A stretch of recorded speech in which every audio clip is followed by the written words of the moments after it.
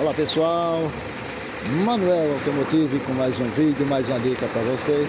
Pessoal, essa SW ela chegou com barulho aqui nas correias.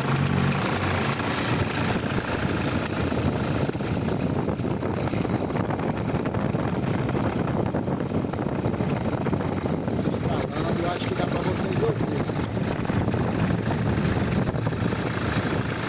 Estou filmando antes, porque a gente vai desmontar e aí eu passo para vocês o que foi realmente, se foi rolamento, se é a polia do alternador, se é no motor do ar-condicionado, no compressor ou na bomba d'água. Eu passo para vocês já. Valeu? Abraço. Pronto, a gente tirou o alternador, o barulho aqui nessa polia.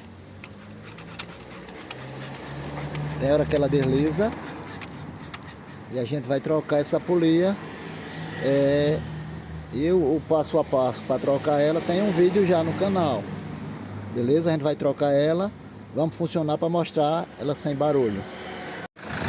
Então trocamos a polia do alternador. Aí saiu o barulho.